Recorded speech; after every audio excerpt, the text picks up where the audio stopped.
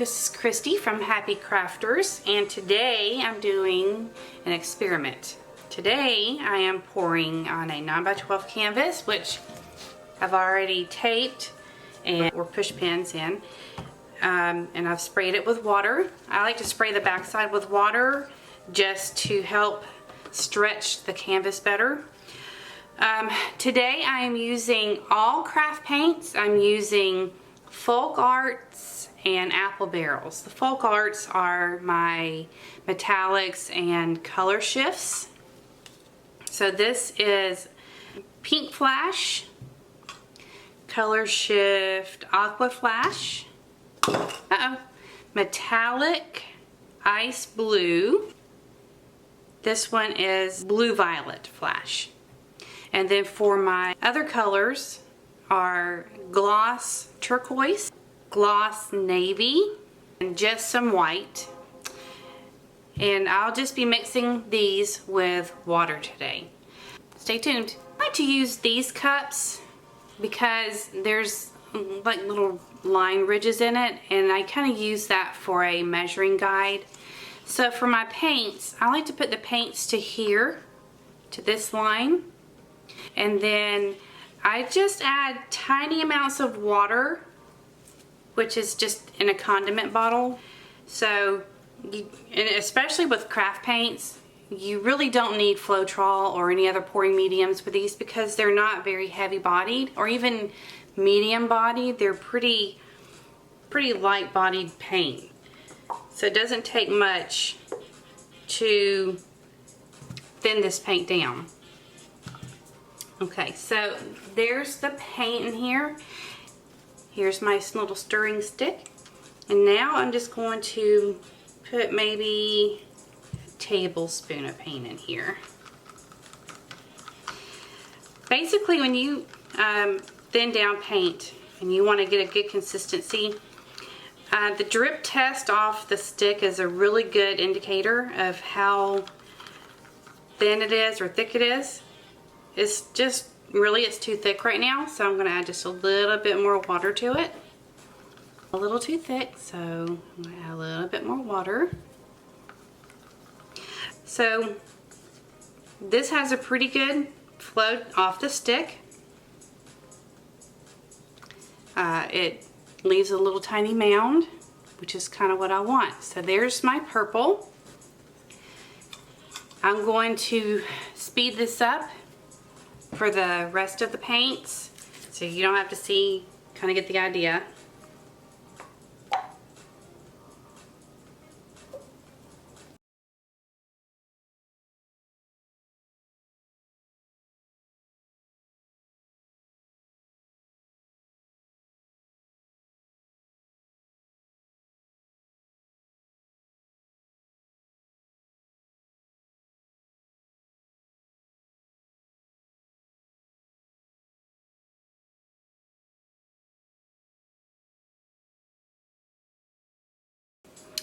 Okay, welcome back. So I have all my paints mixed. For some reason my camera didn't focus during this part of the video, so basically what I'm doing is I'm just layering paint color on top of paint color, and in between colors I'm just adding in some white. The camera does come into focus in just a few minutes, and I will pick up from that point.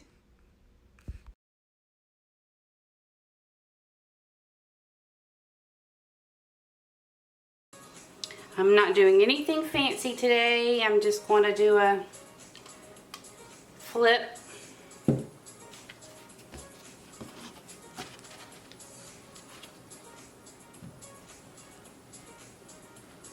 Let your cup sit for a minute just to let the paint fall. I also have a torch that I'll use to pop any bubbles and hopefully develop some cells. I do like small cells and some lacing, so ooh, look at there, how pretty. I think I have more paint than I need. I'll use another canvas. I'll pour it on top of the other canvas. it won't be prepared. Right. So I'm going to lift this up, put the other one down, and actually let me torch this.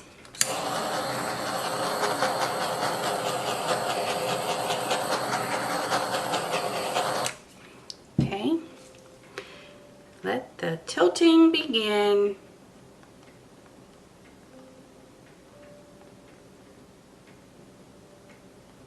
Not much pink in there. A little bit too much white over there. Let me try to pour some of that white off. I'm going to come back down a little bit. Come down to this end. Okay, back up.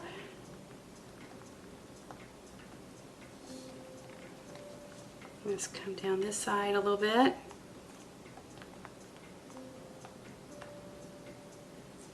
Okay. And we're going to go back this way.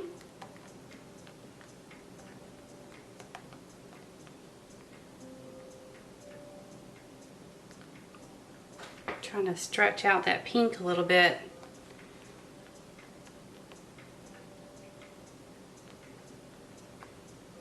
There's some pink. It's showing. Taking its time, but it's coming out.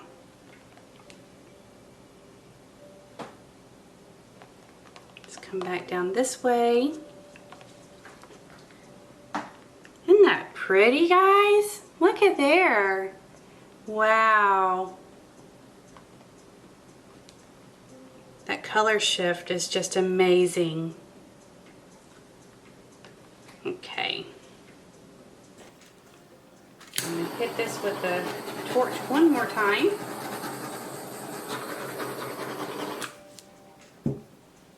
Alright, let's see what we can do with this. A little bit of leftover paint in this cup. Down here.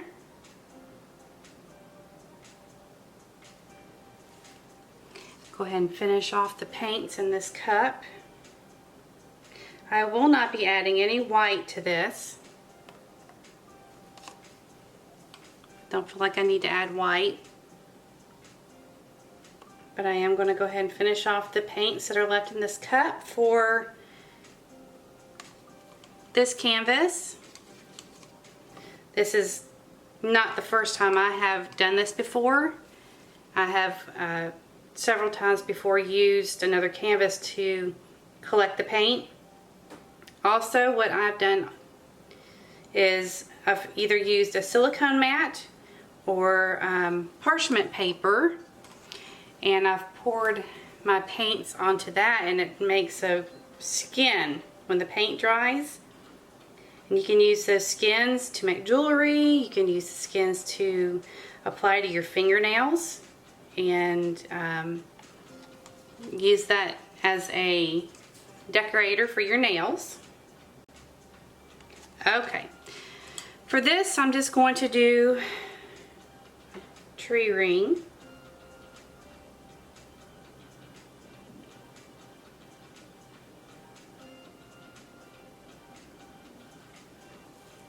Okay,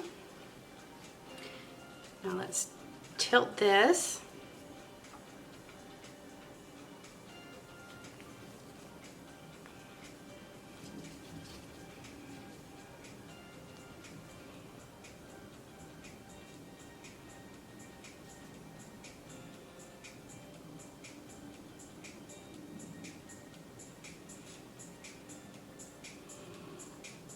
I like how the tree ring centers inside the swirls.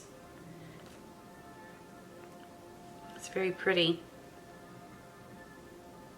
Come back down this way.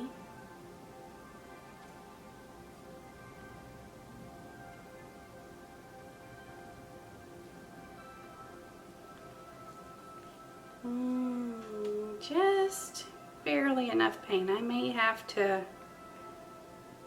add a tad into it, but we'll see. Don't want to overstretch.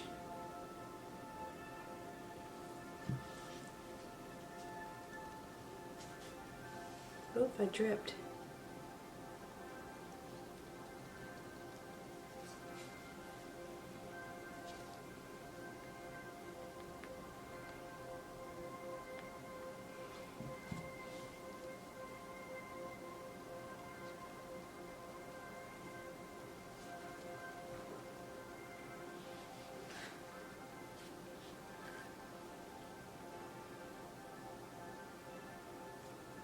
And I will be hitting the torch on this too.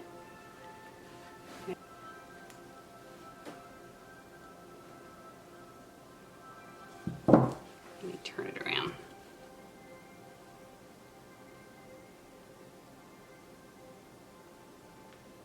Okay, I'm gonna come back over this way.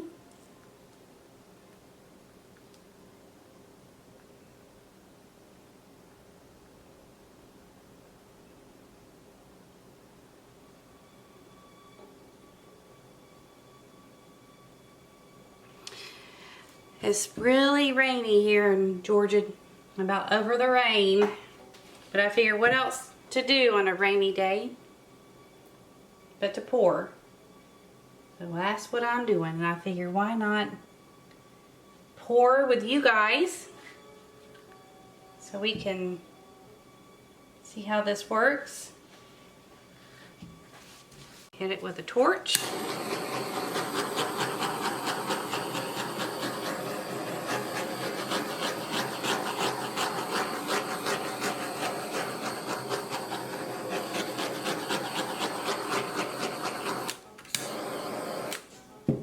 Okay. All right. So I have two paintings here using the same paints for both and two completely different outcomes. It always amazes me how they're all different. Just love it.